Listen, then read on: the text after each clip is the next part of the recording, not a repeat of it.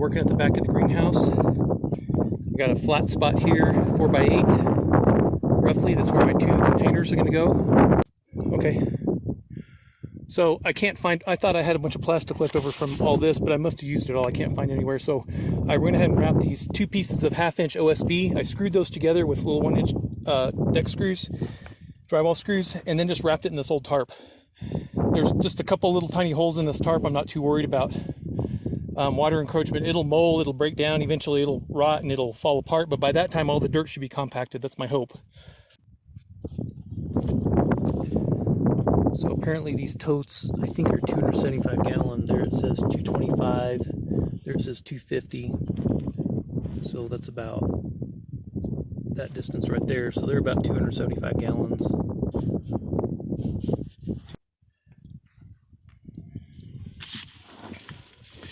So apparently there's a few fittings for this IBC totes. And these little levers just flip out. This particular one is just this camming lever. So these little, when you flip these levers back or forward, I guess, the cams actually roll inside. And those cams are what lock around this right here. It has a rubber seal right here that seals against this. I'm sorry, that seals against this. Let me get this in the camera here. Rubber seal here that seals against this. And I don't know how watertight this really is.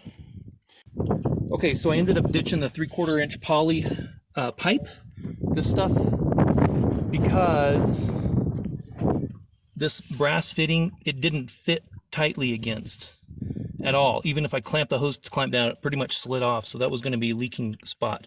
So we filled the tanks up to about right here and about right here. And got the valves open. I don't feel any leaks right here yet from that rubber seal, so maybe that'll stay.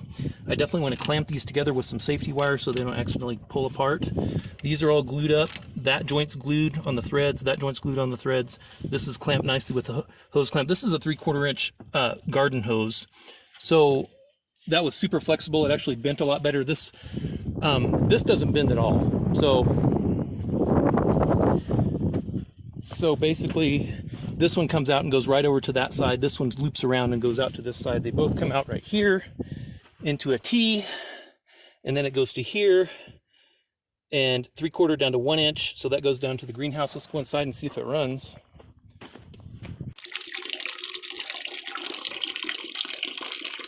Okay, it's flowing. It's not a lot of hydraulic pressure, but okay, so we picked up these IBC totes from a local farmer, 75 bucks a piece. So we were originally planning on using that sort of round shape 325 gallon water tank, poly tank from Tractor Supply is the cheapest I could find, about 500 something bucks, I think is what it was, maybe 600, I can't remember. Single tank, 325 gallons, and that's what we're going to use. And then we found these, and they, not food grade, but they had organic fertilizer in them. So it's like crab and shrimp. And so we went ahead and rinsed them out anyway. Hadn't been any harsh chemicals in them or, pesticides or whatever. So I was pretty happy with them and thinking that this would save me a lot of money. It is adding a little bit more work, but it's really not that much.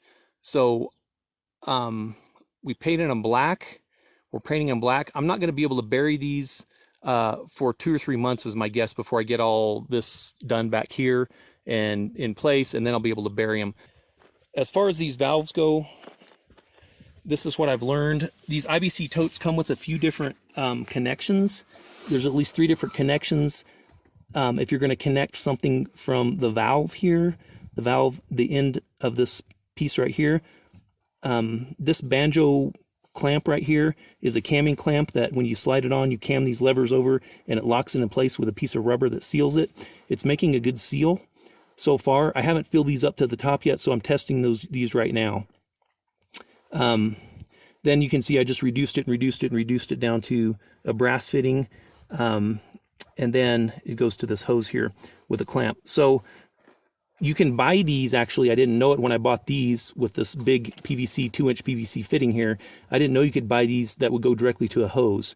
My plan initially was to use these and connect these with PVC, but as I started thinking about it, when I was putting these in place, I realized that if this compacts this way more, this tank might settle this direction, or this tank might settle out or that direction, or any I don't know what direction they're going to move as this settles and compacts. So if I have a rigid connection between these two, it would be easy to do, but it would probably break pretty easily as well. And I don't want this leaking, because this will just destroy everything back here. If it does start leaking, these will fall out and it'll be a disaster for me. So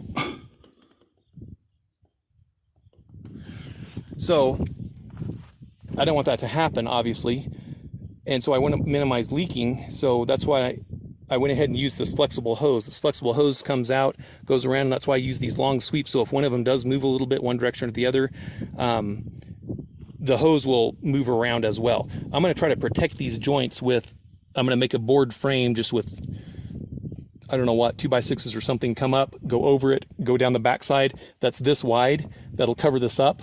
That way, when dirt's piled on top of it, it won't, the weight of the dirt won't be pushing down on these. Some dirt might fall on the side a little bit here and there, but the big weight of the dirt isn't going to be pushing on these and causing them to bend and leak or break. Okay, same thing over here where it comes out over here. This is the board right here. So if this settles right here, no big deal. I've tried to put this down a little bit lower than I originally was planning. Instead of having it way up here, I wanted to put it down lower. So if this does settle a few inches, 3 inches, 4 inches, 5 inches, I don't know. I don't know what it's going to do. So I'm just trying to compensate for that. I don't want this to get pinched off and then lose my flow and have to dig it up. So I've got a T right here where those two hoses come together and they come into one and it goes down. And of course, right along the top of the cooling tube, and it goes into the greenhouse. Okay, so nice and cool. So yeah, that's where we're at right now. I think if it does settle, this has some wiggle room. You know, if this does settle from here and goes down, I've got some wiggle room here. I'm also going to build a big frame over the top of this, just a wooden box, not attached to this, but that'll just sit right here. I may attach it to right here, and I may go ahead and attach it right here. And that way, if this does settle, any dirt that's sitting on top of it also won't encroach or pinch my hose or damage this. Okay. So that's the thinking there. Back to these joints. I am having an issue with it leaking between here and here. Now, I originally thought it would leak between this part and the banjo adapter that I put on, but when I say banjo, I don't know if that's the brand or just the whatever, the style. Anyway, I need to wire these together too permanently before I bury it. I can't forget to do that. So I thought that rubber seal in there would be the place it would leak. It's actually leaking right underneath here at that joint right there. I don't know if you can see the water running off my hand. So it's actually leaking between here and here. Not leaking here, not leaking here, not leaking here. Oh, it is leaking there a little bit. So this non-PVC to PVC joint, even though I use PVC glue there as well, still not making good seal. So right now I'm filling this up.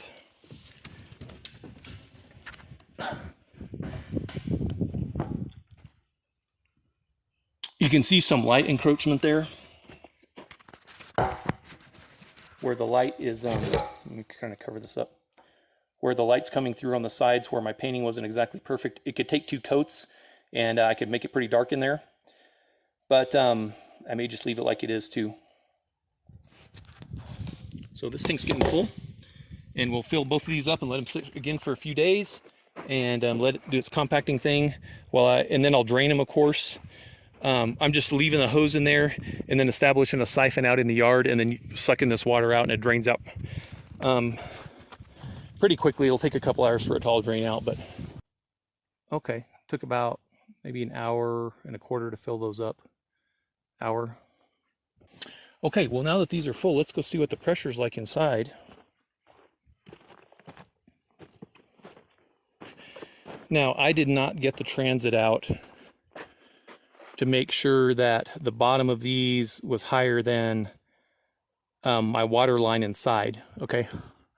So I'm kind of banking on that they're going to be mostly full most of the time. And even when we filled them up to that first lateral rung, from the bottom to that first lateral rung there, we still had water flow inside. So it wasn't like spraying out, but it was coming out. So I think I did okay as far as that goes, as long as it doesn't settle too much, that is. I'm having to reach a compromise, of course, between having it high enough that we get good water flow inside, but not so high that we can't get the water off the roof and then get it into gutter, and then get it into drainage pipes, and then get it into cross pipes that feed both of the tanks. So I have to have some room for that. Let's go inside here. Just see what it looks like.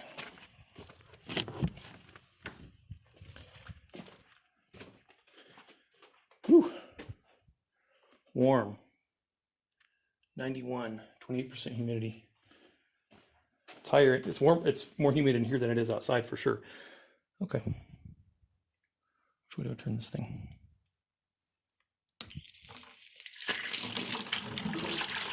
Okay. That's awesome. That's about what I was.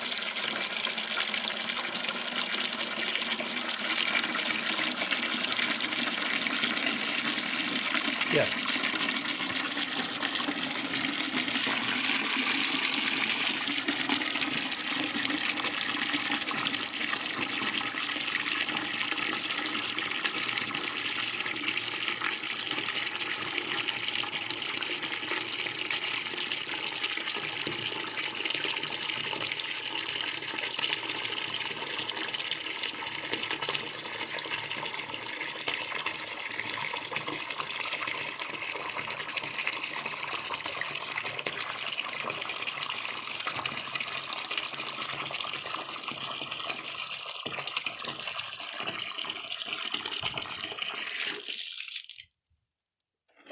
All right, I didn't time that, but we can, it looked like it was about a minute. It's a guess.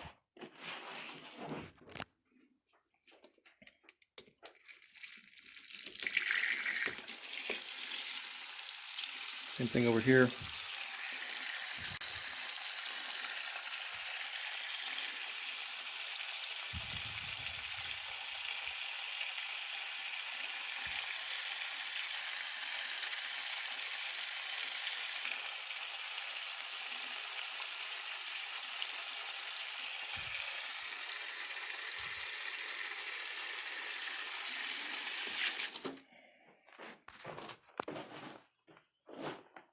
Okay. That kale and that other stuff is going to be, that Swiss chard is going to be happy. Nice. Some orange tomatoes. Eggplants are starting to come through. There's another green one back there. Another green one there. Yep. Some of the cherry tomatoes are just changing now. They're starting to get red.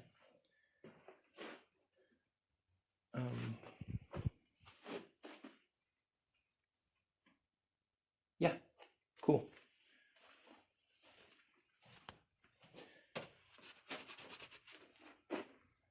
So all these plants grown from seed.